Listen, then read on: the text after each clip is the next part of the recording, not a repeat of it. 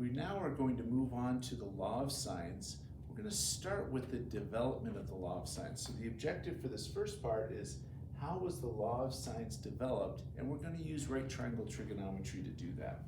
So if we're looking at a triangle here, what I'm going to do is I'm going to use the fact that right triangle trigonometry is based on having a right angle. I'm going to drop a right angle down to this opposite side over here. So I'm going to take C and drop a right angle down here.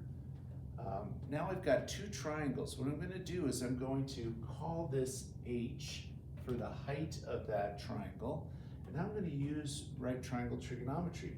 If I look at A here, if I look at sine of angle A, that's equal to the opposite side H over side B.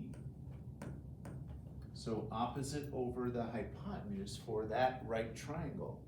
Now if I multiply by B on both sides, I've got B times sine of A is equal to H. Now let's do the same thing in this triangle down here. I want to find out what H is by taking the sine of B and setting that equal to its opposite side, which is H, over its hypotenuse, which is A. Now if I multiply by A on both sides, I get A times sine of B is equal to H. Now I've got two things that equal H. If I've got that, I can substitute, or I can use the transitive property, that I can go ahead and make those two equal to each other.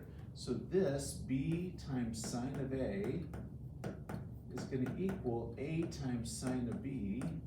Okay, and that's just substitution.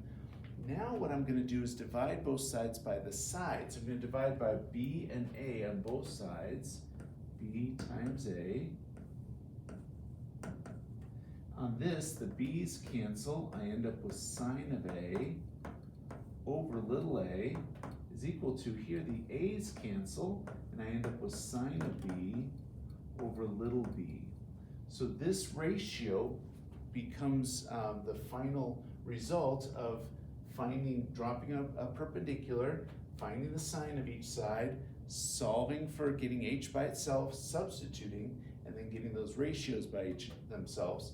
And notice if I did the exact same thing by dropping a perpendicular on one of the other sides to the from the angle to the other side, I would get that the angle C with side C would be the exact same ratio.